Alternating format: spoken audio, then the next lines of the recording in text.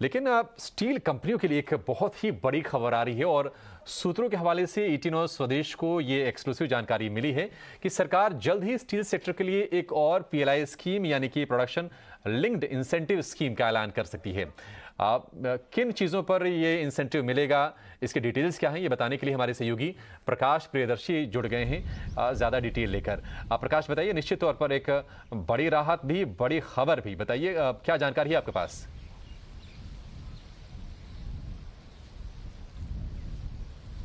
देखिए, steel sector के लिए पहले से एक पीएलआई स्कीम है जिस पर प्रक्रिया चल रही है। कंपनियों की पहचान भी कर ली गई है, उनका सिलेक्शन भी हो गया है। लेकिन अब एक और पीएलआई स्कीम पर चर्चा चल रही है और इसकी शुरुआत जो है, इस प्रक्रिया की शुरुआत स्टील मंत्रालय ने कर दी है। सूत्र हमें बता रहे हैं कि स्टील मंत्रालय ने उन सेक्टर्स को नए पीएलआई स्कीम के तहत शामिल करने की योजना तैयार की है जो कि पहले पीएलआई स्कीम में बाहर रह गए थे। सूत्र हमें बता रहे हैं कि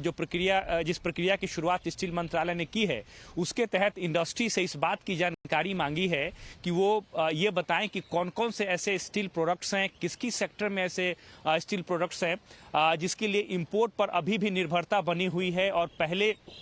पीएलआई स्कीम में इसको शामिल नहीं किया गया है, ताकि ऐसे स्टील प्रोडक्ट्स की मैन्युफैक्चरिंग देश के अंदर ही हो और उसके लिए सरकार नए स्कीम में इंसेंटिव्स देगी। सूत्र हमें बता रहे हैं कि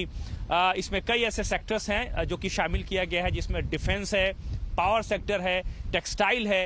इन सेक्टर्स में जो specific category of steel products है जिसका इस्तेमाल होता है, उसके लिए अभी भी इंपोर्ट के ऊपर डिपेंडेंसी है। लिहाजा उसको कम करने के लिए सरकार नए स्कीम की घोषणा करने वाली है। सूत्र हमें बता रहे हैं कि इंडस्ट्री के साथ कंसल्टेशन भी इस मसले पर कर लिया गया है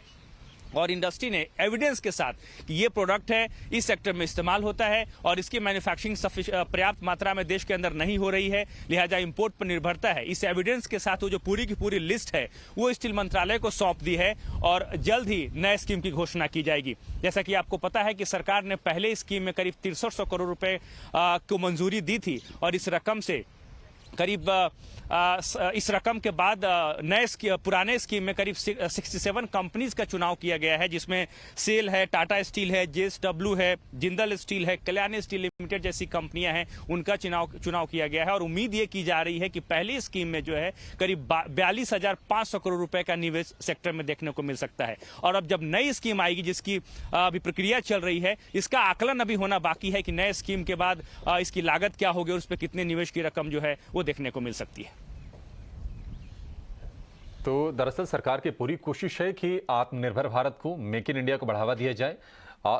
इंपोर्ट पर जो निर्भरता है उसको कम किया जाए और कहीं ना कहीं घरेलू मैन्युफैक्चरिंग को बढ़ाकर जॉब क्रिएशन भी की जाए। प्रकाश, एक छोटा सवाल, आपने बताया कि प्रक्रिया की शुरुआत हो चुकी है, अमूमन कितना समय लगता है इस प्रक्रिया को कंप्लीट होने में और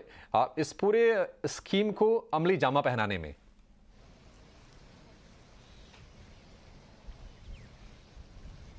देखिए, करीब 3 महीने का वक्त आमतौर पर लगता है इस तरह के स्कीम्स में कंसल्टेशन की प्रक्रिया को पूरी करने के बाद, फिर प्रपोजल मिनिस्ट्री की तरफ से तैयार करने के बाद फिर कैबिनेट अप्रूवल लेने तक करीब 3 महीने का वक्त लगता है। लेकिन इस स्कीम की अगर आप बात करते हैं तो इसमें कम समय लगेगा। वो इसकी वजह यह है कि पहले से एक स्कीम स्टील सेक्टर के लिए उसकी घोषणा हो गई है और उस पर काम लगभग पूरा हो चुका है, कंपनियों का चुनाव भी कर लिया गया है। लिहाजा जो नई स्कीम आएगी उसमें वक्त कम लगेगा और इसके पीछे की सबसे बड़ी वजह यह है कि वही कंपनियां हैं और उन्हीं को प्रोडक्ट की लिस्ट भेजनी है, क्योंकि जो पहली स्कीम थी उसमें करीब 6300 करोड़ रुपए का आवंटन सरकार ने किया था और कुछ पैसे बच गए हैं, लिहाजा फंड की भी दिक्कत नहीं होगी। तो जैसे ही इंडस्ट्री की तरफ से जो लिस्ट भेजी गई है उस पर एक बार मंत्रालय जो है इन्वेस्टिगेशन के बाद जब उसको मंजूरी दे देगी, तुरंत ये प्रपोजल जो है कैबिनेट को भेजा जाएगा और कैबिनेट की मंजूरी मिलते ही ये जो नई स्कीम है वो धरातल पर आ जाएगी। कैबिनेट की मंजूरी के बाद ये स्कीम धरातल पे आ जाएगी और इसमें तकरीबन 3 महीने का वक्त लग सकता है। तो दूसरी पीएलआई स्कीम स्टील सेक्टर के लिए और जो कंपनियों के नाम है वो अभी आपको प्रकाश ने बता दिए। प्रकाश, बहुत शुक्रिया आपका ये बहुत बड़ी एक्सक्लूसिव खबर लाने के लिए और हमारे दर्शकों को इससे अवगत कराने के लिए।